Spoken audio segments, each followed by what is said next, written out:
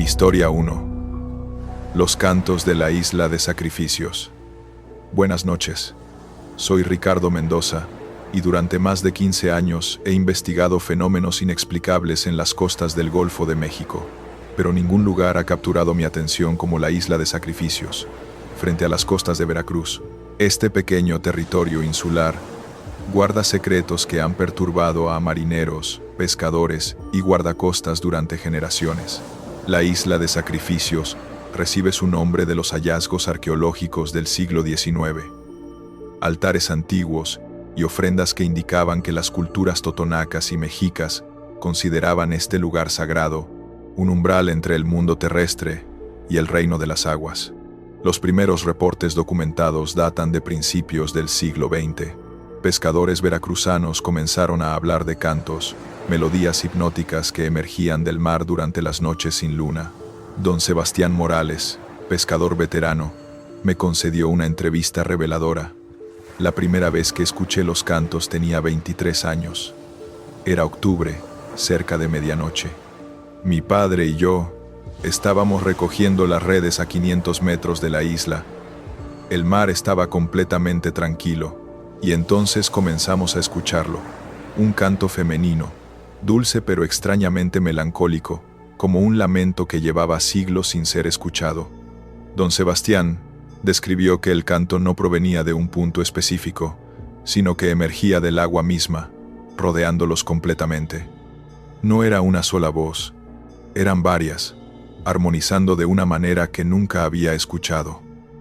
La melodía no tenía palabras reconocibles, o tal vez las tenía pero en una lengua que no podíamos entender. Lo más inquietante fue el efecto del canto.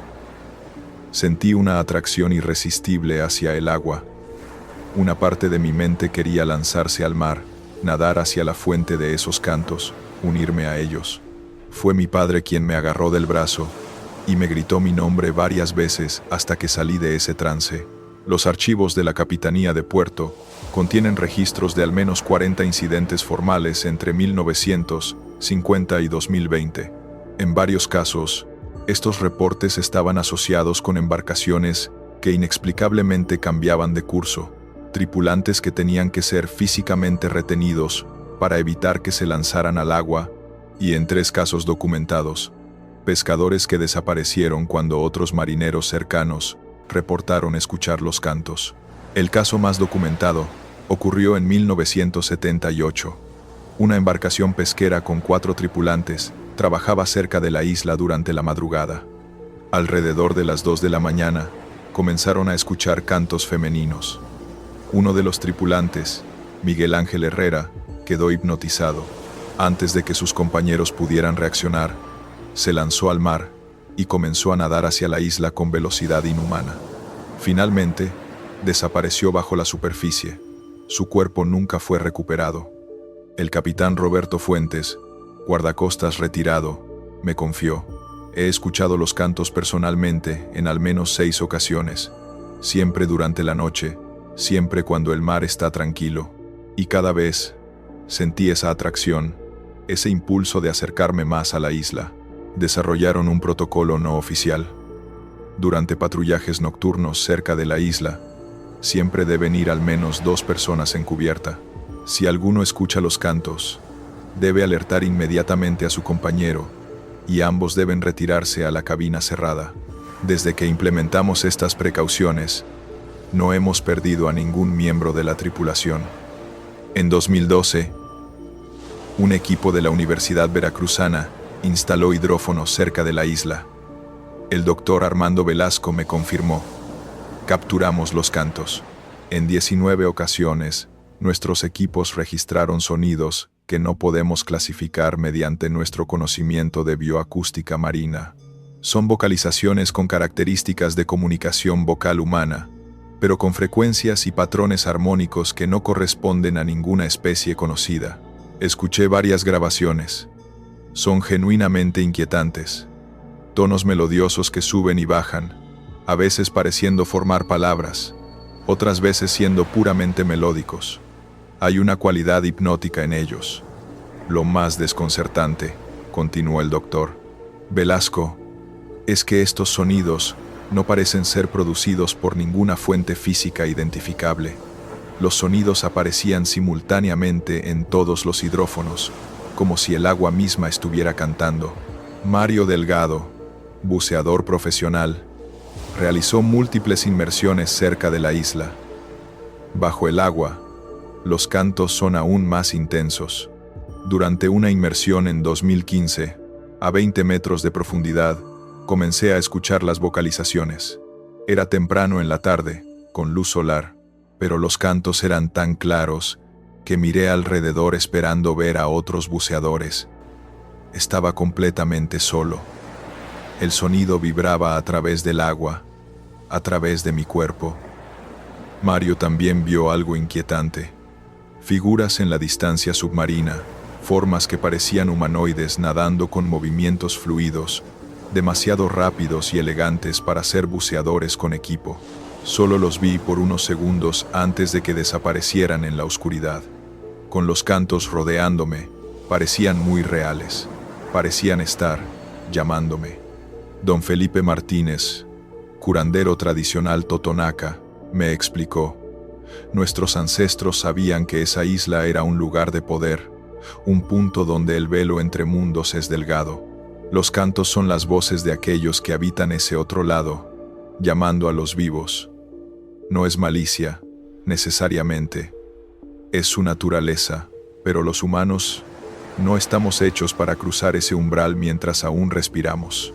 La isla de sacrificios permanece ahí, aparentemente pacífica durante el día, pero durante ciertas noches, cuando el mar está tranquilo y la luna está oculta, los cantos emergen de las aguas oscuras, y aquellos que los escuchan deben decidir, resistir el llamado o rendirse a la atracción de voces que han estado cantando durante siglos, esperando pacientemente que alguien se una a su coro eterno. Historia 2. El faro fantasma de Cayo Arcas. Nos adentramos ahora en Cayo Arcas, un complejo de arrecifes ubicado a casi 100 kilómetros de la costa de Campeche. Este lugar guarda un secreto que los trabajadores de las plataformas conocen bien, pero rara vez discuten: el faro fantasma. A finales del siglo XIX, se construyó un faro en una de las pequeñas islas. Los registros documentan que operó desde 1887 hasta 1932. En 1932, durante un huracán devastador, el farero de guardia, Patricio Velázquez, permaneció en su puesto, manteniendo la luz encendida. Desapareció durante la tormenta. Su cuerpo nunca fue recuperado. El faro fue abandonado, deteriorándose bajo el sol y las tormentas. Y debería haber terminado ahí, pero apenas comenzaba. Los primeros reportes datan de la década de 1950. Trabajadores en las plataformas petroleras comenzaron a reportar luz proveniente del viejo faro abandonado. No era constante, sino intermitente, parpadeante, apareciendo y desapareciendo. Don Ernesto Campos trabajó en las plataformas desde 1958 hasta 1985. La primera vez que vi la luz del viejo faro fue durante mi segundo mes ahí. Era una noche tranquila. Miré hacia donde estaba la isla con el faro abandonado, y entonces vi la luz, un destello brillante. El destello se repitió, con el patrón rítmico característico de un faro funcional. 3 destellos, pausa, 3 destellos, pausa. Su supervisor respondió con una sonrisa cansada. «Ya viste, alfarero. Bienvenido a Cayo Arcas». La luz aparecía con frecuencia irregular, siempre desde el faro que llevaba décadas sin electricidad. «Lo extraño», continuó Ernesto, «es que algunos compañeros nunca vieron la luz. Podíamos estar 3 o 4 personas en cubierta, mirando en la misma dirección, y 2 de nosotros veíamos los destellos claramente, mientras los otros insistían que no había nada. Era como si la luz decidiera a quién mostrarse». Varios equipos fueron enviados a inspeccionar el viejo faro. El ingeniero Carlos Mendoza participó en una inspección en 1973. Inspeccionamos cada centímetro de ese faro. Todo el equipamiento eléctrico había sido removido o estaba corroído hasta la inutilidad. No había manera de que esa estructura produjera luz. Y esa misma noche, vimos los destellos nuevamente, desde el faro que acabábamos de confirmar que estaba completamente inoperante. Los trabajadores también comenzaron a reportar algo más inquietante, una figura en el faro. Durante noches, cuando la luz aparecía, algunos testigos reportaban ver la silueta de un hombre en la galería superior, parado como si estuviera en guardia. Roberto Salinas tuvo un encuentro cercano en 1996. Fue enviado al viejo faro para una inspección de seguridad. Cuando llegué a la galería superior, tuve una experiencia que no puedo explicar. Sentí una presencia. Había alguien más ahí conmigo. La galería estaba vacía, pero la sensación no desapareció. Entonces Roberto vio algo extraordinario. Por un segundo, vi a un hombre vestido con uniforme antiguo de farero, parado en la galería mirando hacia el mar. Podía ver a través de él. Era transparente, pero definitivamente tenía forma humana. Parecía triste, agotado, pero también decidido, como alguien que tiene una tarea que cumplir y no puede descansar hasta completarla. En 2008, el investigador paranormal Miguel Ángel Torres realizó un estudio nocturno en el viejo faro. Las cámaras de video capturaron los destellos de luz. Lo notable es que las cámaras dentro del faro no muestran ninguna fuente luminosa. Sin embargo, las cámaras exteriores muestran claramente que el faro está emitiendo luz. Los medidores electromagnéticos registraron anomalías masivas. Los picos electromagnéticos que medimos eran extraordinarios. No hay equipamiento eléctrico en esa estructura. Era como si una fuente invisible de energía masiva se activara temporalmente. Las grabaciones de audio capturaron algo inquietante. Pasos subiendo la escalera de caracol, puertas que se abren y cierran, y lo que parece ser alguien trabajando. Todo esto en una estructura completamente vacía. Pero lo más escalofriante fue la psicofonía que capturamos. En la grabación, escuchas claramente una voz masculina que dice: «La luz debe seguir. No puedo irme. La luz debe seguir». La voz suena cansada, desesperada, pero determinada.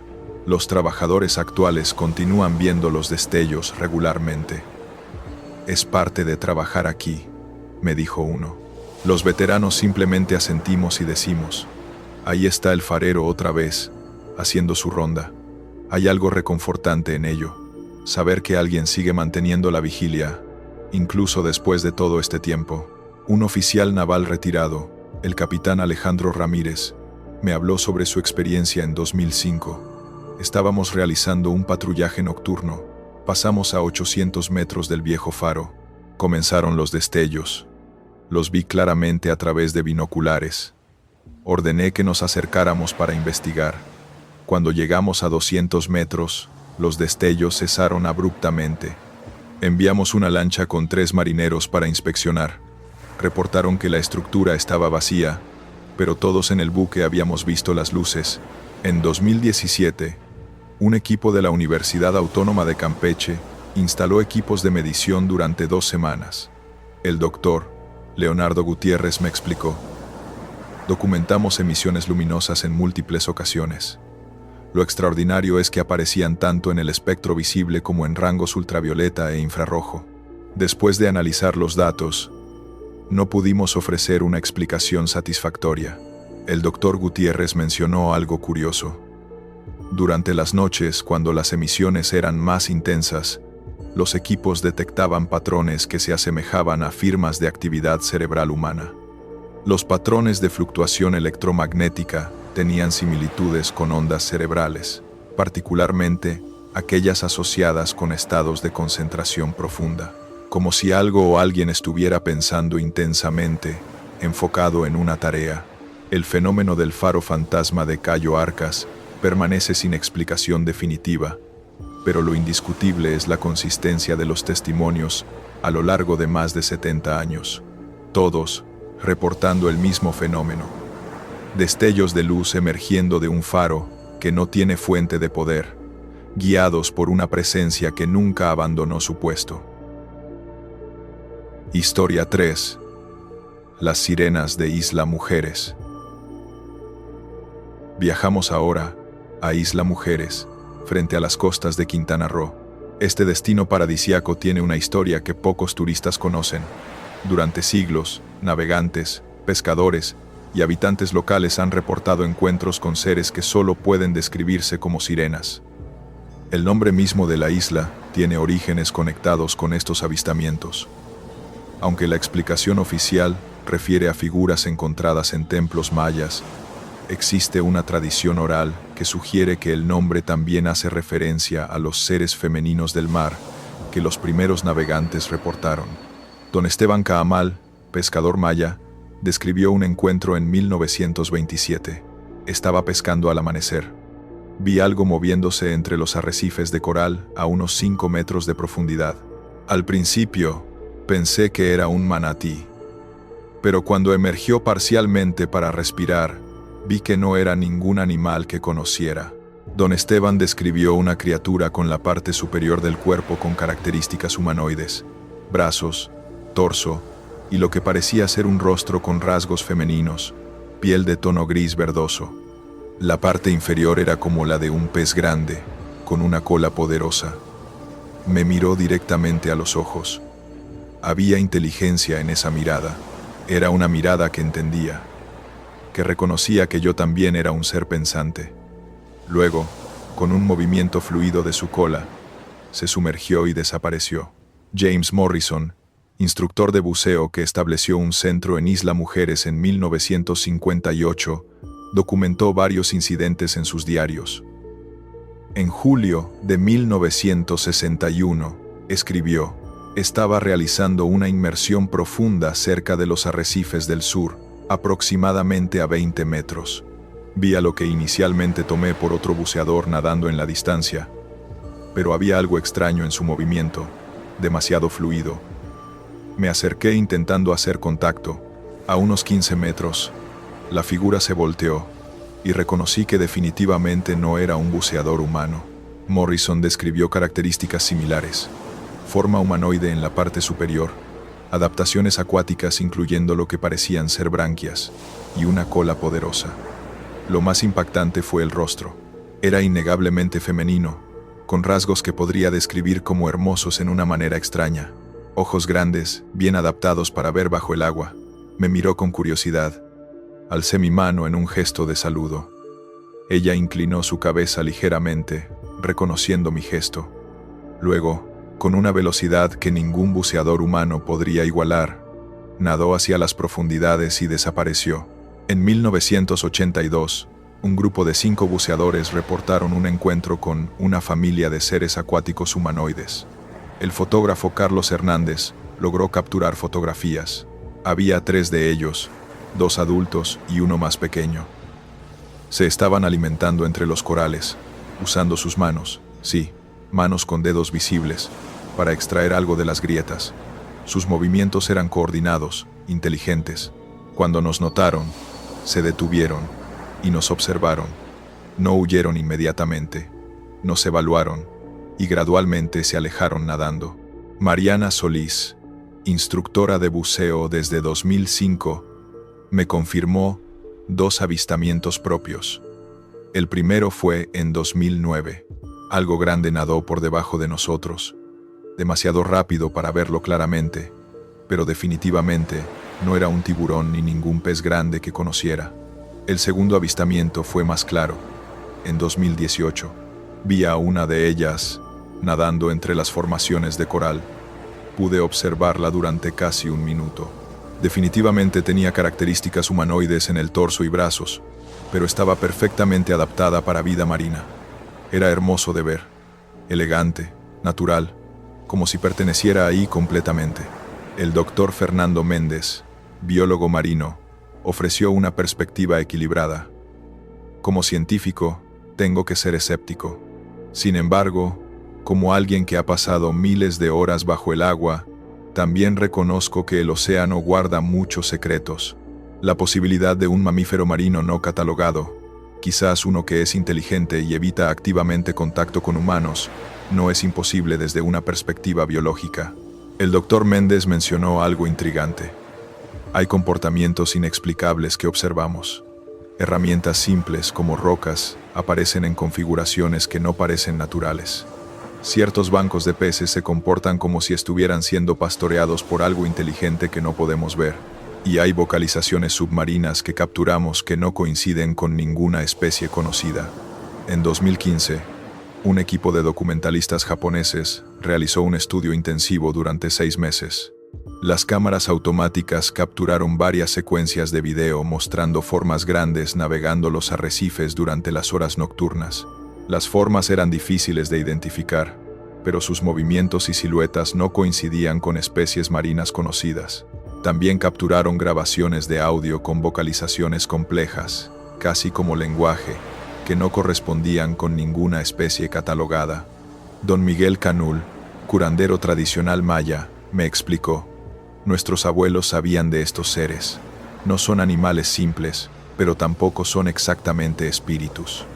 Son algo intermedio, seres que pertenecen al mar tan completamente como los peces, pero que poseen entendimiento y conciencia.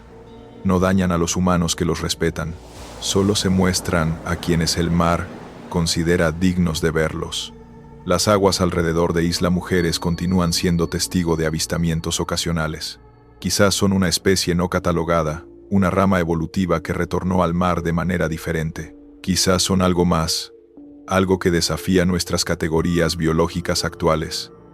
O quizás son exactamente lo que aparentan ser: guardianas del mar, seres que han compartido estas aguas con la humanidad durante milenios, mostrándose ocasionalmente a aquellos que miran con respeto.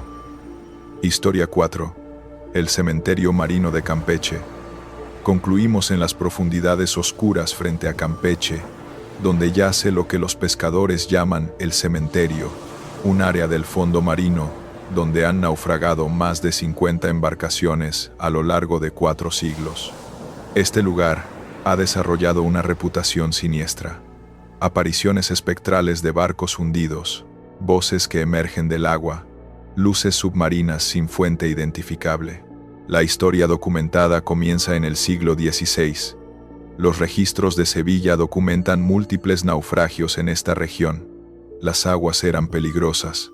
Arrecifes traicioneros, huracanes devastadores y piratas constantes. Entre 1550 y 1750, al menos 25 galeones españoles naufragaron aquí, llevándose las vidas de miles de personas.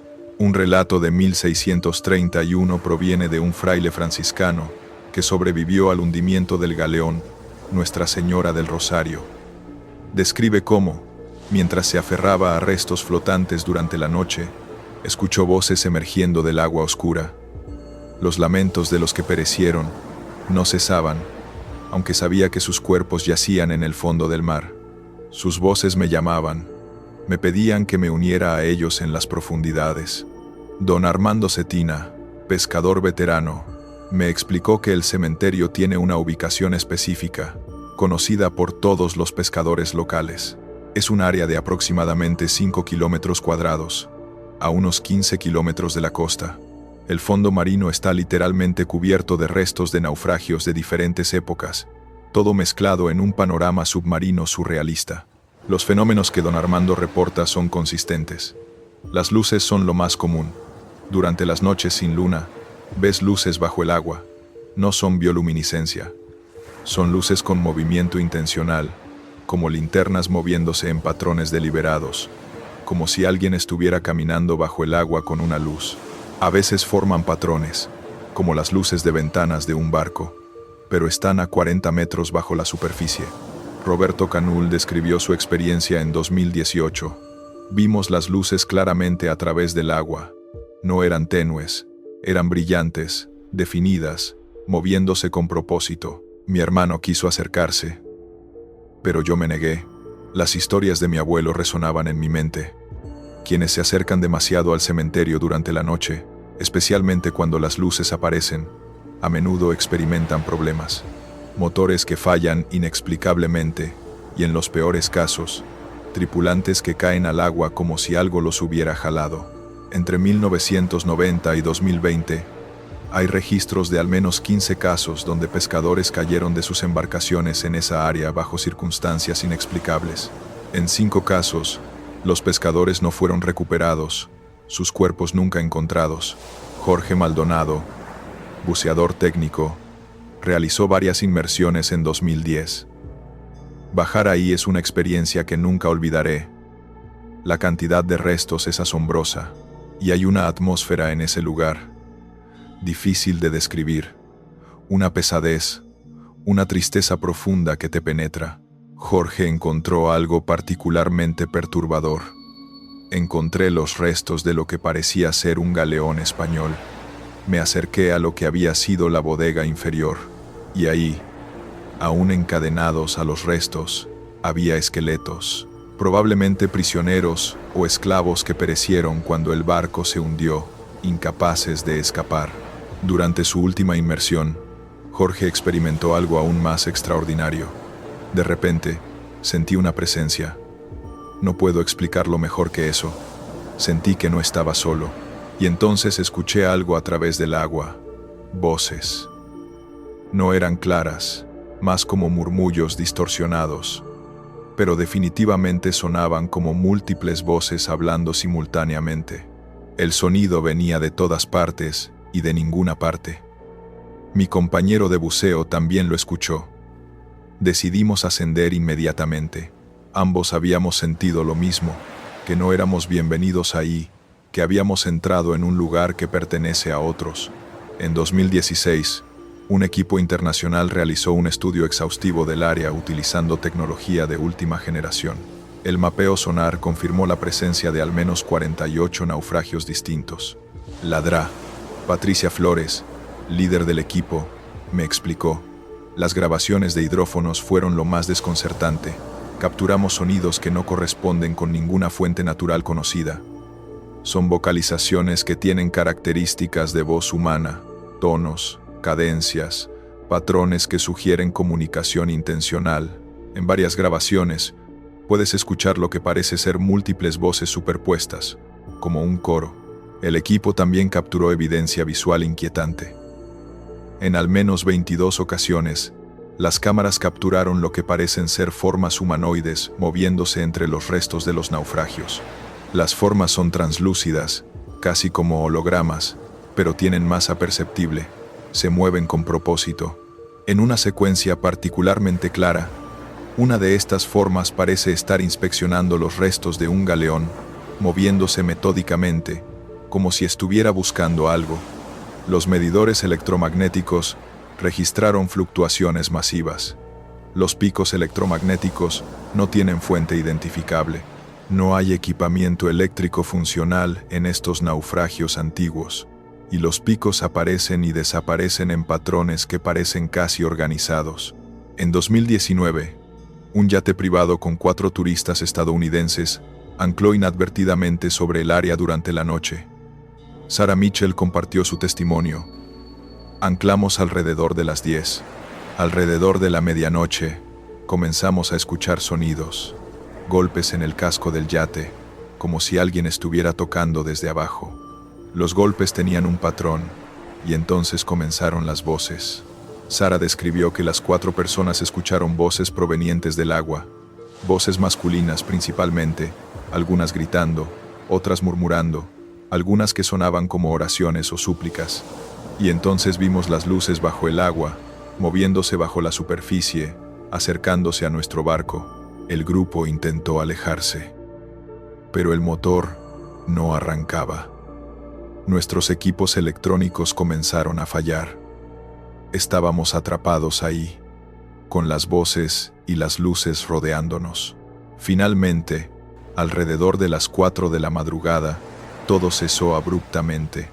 Las voces se detuvieron, las luces desaparecieron, y nuestro motor arrancó sin problemas. Salimos de ahí a máxima velocidad. Los guardacostas mexicanos evitan patrullar directamente sobre esa área durante las horas nocturnas.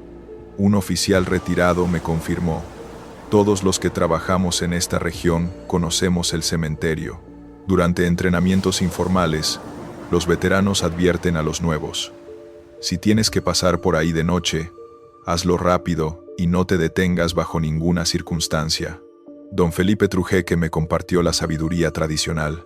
El mar no olvida a los que toma, especialmente cuando los toma violentamente, en tragedia, en miedo.